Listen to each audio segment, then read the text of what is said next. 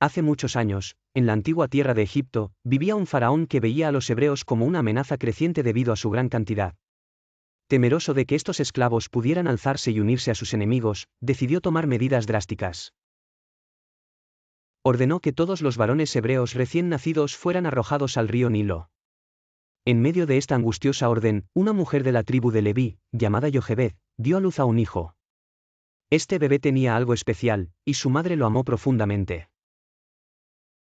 Jochebed sabía que debía hacer algo para salvarle la vida, así que lo escondió durante 3 meses.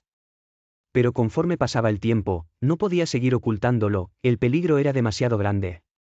Con el corazón lleno de coraje y esperanza, Jochebed ideó un plan desesperado. Tomó una canasta de papiro, la impermeabilizó con brea y alquitrán, y colocó a su precioso hijo dentro. La canasta fue puesta cuidadosamente entre los juncos a la orilla del río Nilo, confiando en que las aguas lo llevarían hacia un destino seguro. Miriam, la hermana mayor de Moisés, observó de cerca desde una distancia segura, vigilando atentamente la canasta mientras navegaba por el río. La más grande de las sorpresas sucedió cuando la hija del faraón se acercó al río para bañarse. La princesa egipcia descubrió la canasta entre los juncos y, al abrirla, quedó encantada al ver al pequeño niño llorando.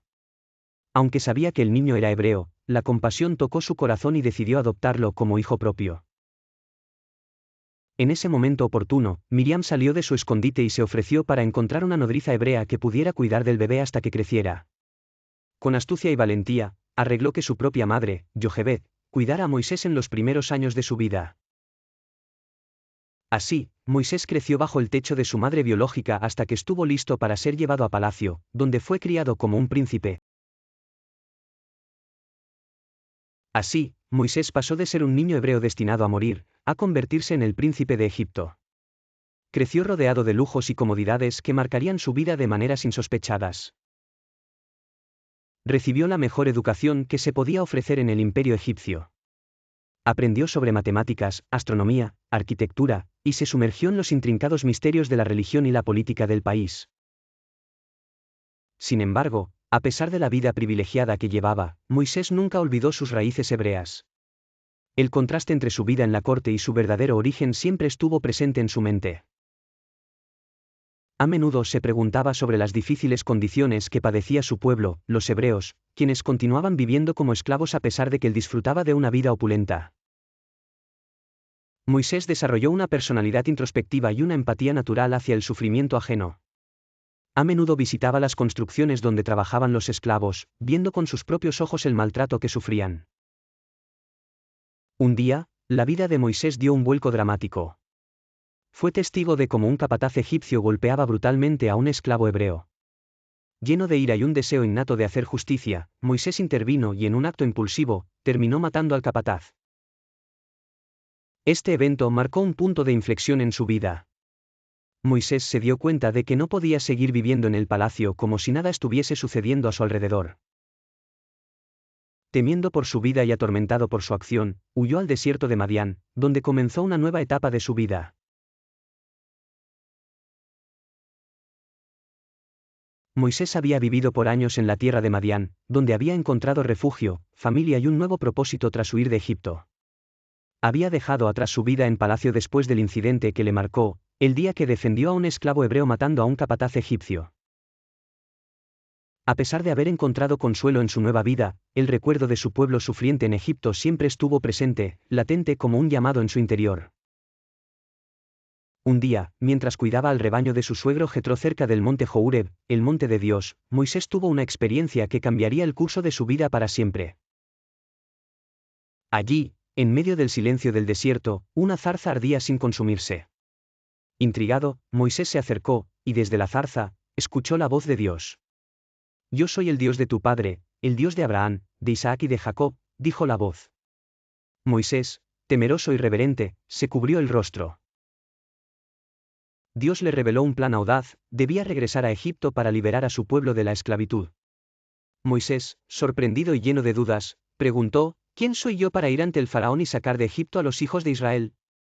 Pero Dios lo tranquilizó asegurándole que estaría con él en todo momento. Sin embargo, Moisés estaba lleno de incertidumbres. Pensaba en cómo explicarles a los hebreos que era el enviado de Dios, y qué hacer si no le creían. Dios le dio 3 señales: convertir su vara en serpiente, volver su mano leprosa y luego sanarla, y transformar el agua del río en sangre.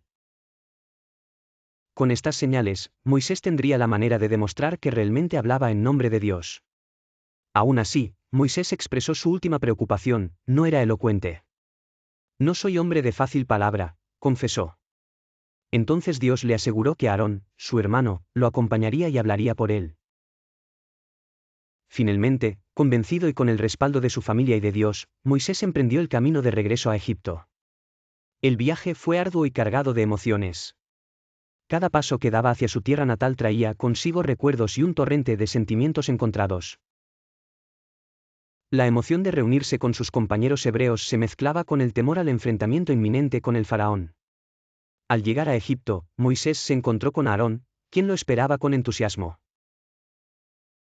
Juntos, comenzaron la tarea titánica de reunir a los ancianos de Israel y compartir con ellos el mensaje que Dios les había dado.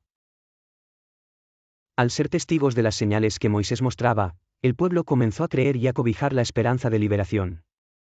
Y así comenzó el enfrentamiento entre Moisés y el faraón, un desafío que pondría a prueba no solo su fe y determinación, sino el destino de toda una nación. Moisés, una figura transformada por sus vivencias y su fe, se erguía como el líder que llevaría a su pueblo hacia la libertad. La historia de su retorno a Egipto es una historia de obediencia, coraje y determinación en la búsqueda de la justicia y libertad del pueblo hebreo.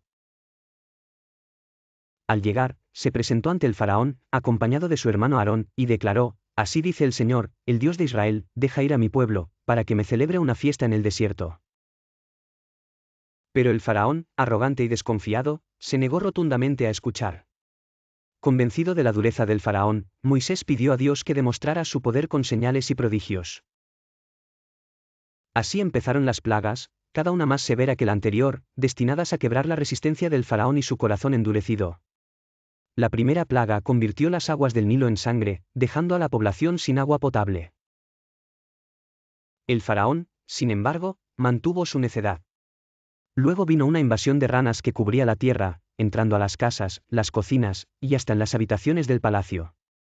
Pero el faraón todavía persistía en su negativa. Siguieron los piojos, que llegaron cubriendo tanto a hombres como a animales. Los magos del faraón intentaron replicar el milagro pero fracasaron, reconociendo con temor que era obra del dedo de Dios. A esto le sucedió una plaga aún más terrible: una multitud de insectos voladores, probablemente tábanos o moscos, invadió la tierra, causando caos y destrucción en todo Egipto. Sin embargo, el faraón continuó en su postura intransigente, lo que llevó a que un grave brote afectara al ganado, matando a los caballos, asnos, camellos, vacas y ovejas de los egipcios. A continuación, Moisés lanzó cenizas al cielo frente al faraón, y éstas se transformaron en úlceras dolorosas que brotaron sobre la piel de los egipcios y sus animales. Ni siquiera esa peste logró cambiar la opinión del faraón. Una tempestad de granizo, lluvia nunca vista en Egipto, asoló la nación, destruyendo cultivos y matando a todo ser viviente sorprendido al aire libre, ya que solo en las tierras de los hebreos el granizo no cayó. La invasión de langostas fue la siguiente, arrasando con cuanto quedaba tras el granizo. El panorama desolador no fue suficiente aún para hacer ceder al monarca. La penúltima plaga trajo la oscuridad. Durante 3 días y 3 noches, una densa y palpable sombra lo cubrió todo. Sin embargo, en la región donde habitaban los hebreos, había luz. Finalmente, llegó la más temida, la muerte de los primogénitos. En la medianoche, cada casa egipcia lloró la pérdida de su primogénito, incluida la familia del faraón. Solo las casas de los hebreos, protegidas por la sangre de corderos en sus puertas, permanecieron indemnes. Devastado por el dolor, el faraón, que había desafiado a Dios y a Moisés, llamó a este último en mitad de la noche. Dijo: «Levántate, y salid de en medio de mi pueblo, tanto vosotros como los hijos de Israel». Con estas palabras, el pueblo hebreo fue liberado, llevando consigo el legado de una victoria hecha por el poder de su Dios. Después de una serie de plagas devastadoras que azotaron a Egipto, el faraón, reacio pero impotente, permitió que los hebreos abandonaran la tierra.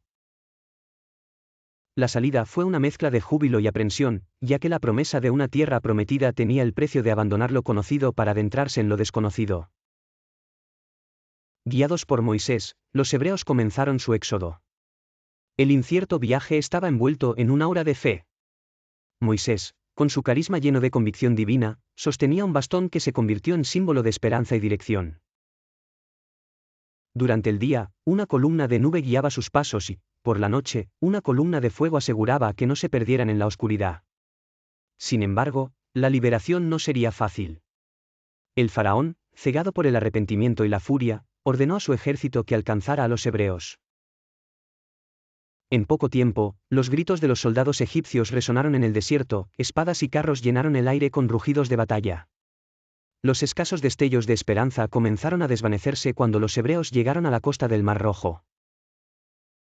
Delante de ellos, un vasto mar infranqueable, detrás de ellos, un ejército ansioso por aniquilarlos.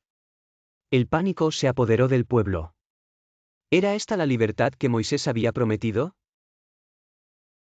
En ese momento de desesperación, Moisés, impulsado por su fe inquebrantable y el poder de lo divino, extendió su bastón sobre las aguas. Un silencio sobrenatural cayó sobre los hebreos mientras el mar comenzó a dividirse. Las aguas se alzaron como muros imponentes a ambos lados, revelando un camino seco a través del lecho marino. Asombrados pero llenos de determinación renovada, los hebreos cruzaron el mar. El suelo seco bajo sus pies fue su senda de salvación. Los niños lloraban y reían, mientras los ancianos caminaban con dignidad renovada. Moisés siguió al final, asegurándose de que ninguno se quedara atrás. Sin embargo, el peligro no había pasado. El ejército del faraón los persiguió en su venganza ciega, también adentrándose entre los muros de agua. Pero antes de que pudiera alcanzarlos, los hebreos llegaron al otro lado, a salvo. Moisés, observando la valentía del pueblo y confiando aún en el poder superior, levantó su bastón una vez más. El mar, como obedeciendo a un susurro divino, se cerró con una fuerza monumental. Las aguas envolvieron al ejército enemigo, llevándose consigo cualquier amenaza futura. La escena se tornó en un amanecer de victoria. Los hebreos, atónitos y agradecidos, comprendieron que aún deberían enfrentar desafíos en su camino hacia la tierra prometida, pero el milagro del Mar Rojo marcó un nuevo comienzo. Era una señal de la fortaleza que habitaba en ellos mismos y en su fe, una historia que resonaría a través de los siglos como un testamento de la libertad ganada contra todo pronóstico. Si te gustó el video, no olvides suscribirte al canal, darle like al video y activa la campanita para no perderte nuevos contenidos. Hasta la próxima.